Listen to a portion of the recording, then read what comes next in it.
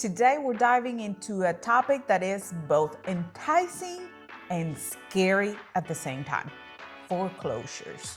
You have heard you can snag tremendous deals, but there's a darker side. Stick around because we're going to show you exactly what it means to buy a foreclosure here in Knoxville, Tennessee. Why some buyers score big and why some buyers lose thousands. By the end of this video, you'll be able to tell whether a foreclosure is a gold mine or whether you should just absolutely move on and forget about it.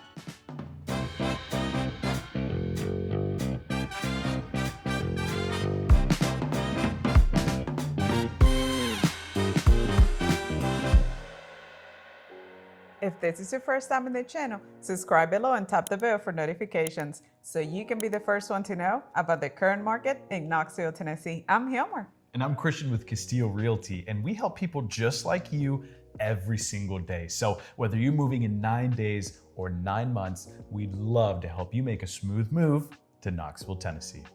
Okay, let's put first things first. What is a foreclosure? Simply put, is when a homeowner defaults on their payments, they're behind on their payments, they cannot afford their payments anymore, and the bank decides to repossess the property. But the process is not always that straightforward.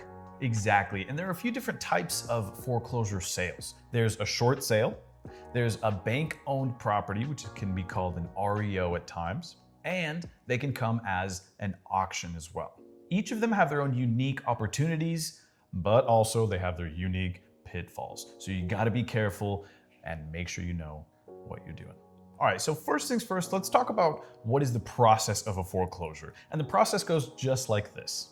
After your first 3 missed payments, you get a notice of default from the bank. And the legal process starts at the 4th month. After that, the lender must, by Tennessee law, post public notice of the sale 3 times 20 days in advance. Then it gets scheduled for an auction. And if the property doesn't get sold on the auction, that's when it becomes a bank-owned property, an REO.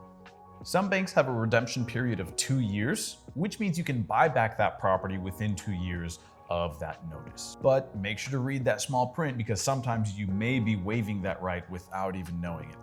If this sounds like an interesting topic to you, go ahead and like, subscribe, and tap the bell for notification. But also, if you know someone here in Knoxville, Tennessee, going through that process, please share this video with them.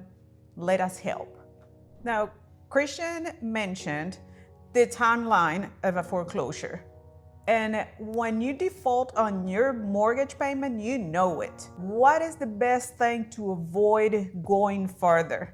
Call your lender, talk to them, let them know your situation, because that can avoid many things.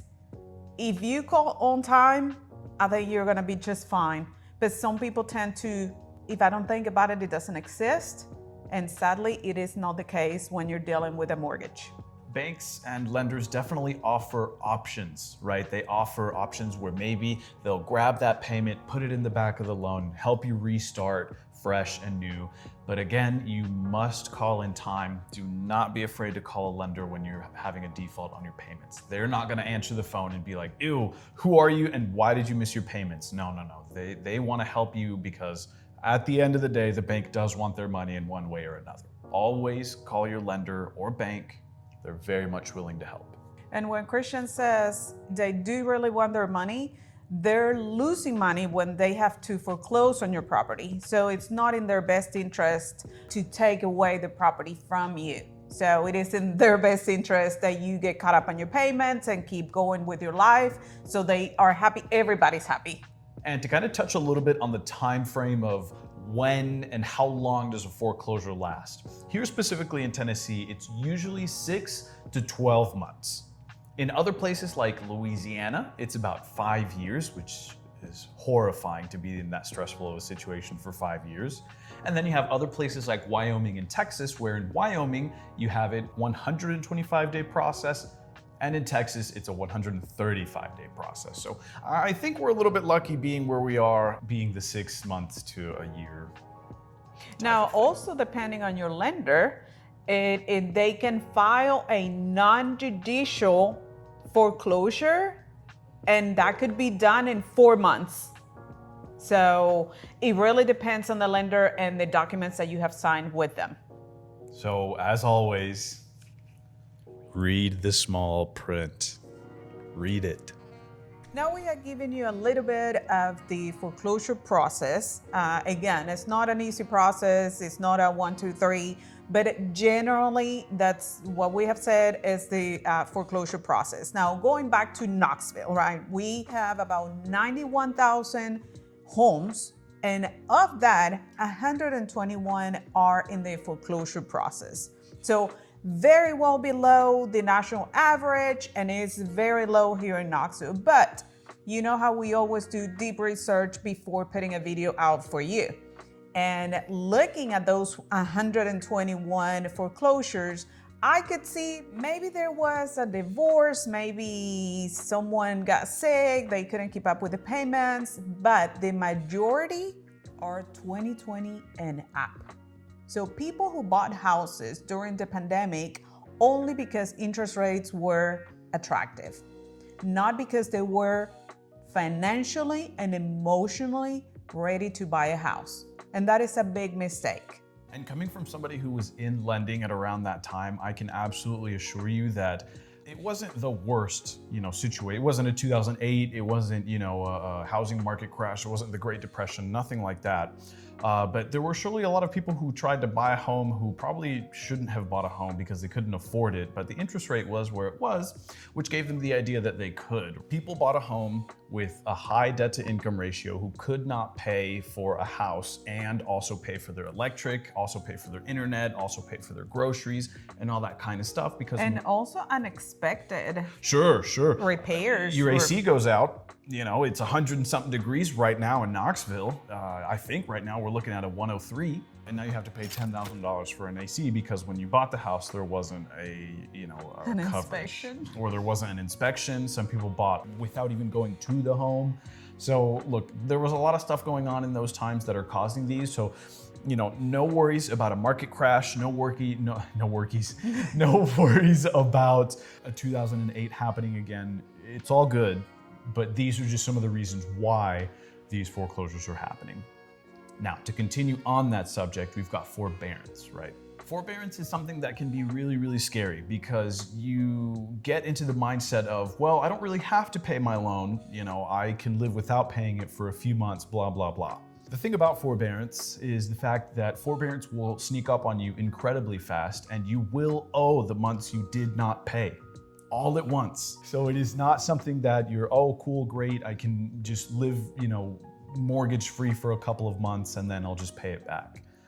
No, you live mortgage free for a couple of months, but then you have to pay the entirety of what you didn't pay.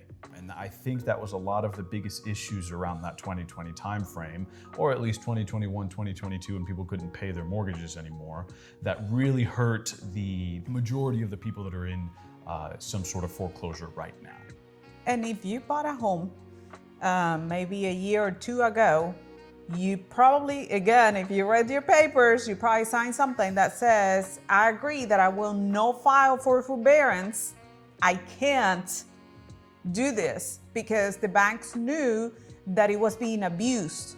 And that is the reasoning of today's foreclosure. And just to kind of summarize this and wrap this up, if you're in a situation where you have a forbearance or something like that, please, just shoot us a call. We can help you in one way or another, but most importantly, reach out to your current lender. Reach out to your lender, talk to them about your situation, and let them help you. Here's the thing. Buying a foreclosure can sound the perfect investment. You are buying the property below market price. You are getting it in the greatest neighborhood. But think about, the problem could be those homeowners were mad. Think about it. I've seen this firsthand. Mad homeowners because they're losing the house. One of them put cement through the pipes. There's your first damage. There's your first surprise. You're not gonna see if you think it's good, even if you did an inspection. There might be unpaid taxes. There might be liens on their property. Remember, if you're losing your house, you have so many other problems. So liens can be one of those. And one of the biggest things we've seen is that people underestimate repair costs, right? So they come into a house that might be, a great price, but there's a bunch of stuff to do. You have to replace carpets, you have to replace walls, you have to enhance the property, maybe a new kitchen, maybe a new bathroom, and all this stuff can add up to be, $100,000, $200,000 depending on the size of the home and the kind of upgrades you want to make. So sure, you got into a $500,000 home at a $200,000 price, but now you put in another $200,000, $300,000, and now you're back at the same price. You can face legal headaches because there might be some situation going on. You have to wait months to purchase the property. You buy it in January, you have to wait until December to actually fully control the property itself, which loses you precious time and money. Because if you buy a house in January thinking you're gonna fix it up, February, March, April, and sell it when the market's hot in May or June or July, then you've lost that great bit of time, and now you have to continue to wait while you still have bills piling up, and it's a tough one. So you have to do a lot of research before buying a foreclosure. You buy the foreclosure, you buy the headaches also.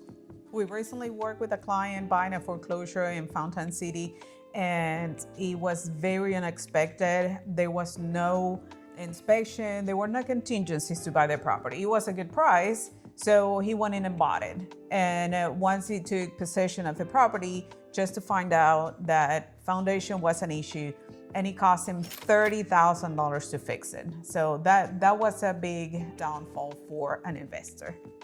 On the flip side of that, we have another client who bought in West Knoxville. He did minimal repairs and ended up with an instant equity of $50,000. And this is what we mean, do your research, right? Because one person lost $30,000, one person gained $50,000. It's a bit of a gamble.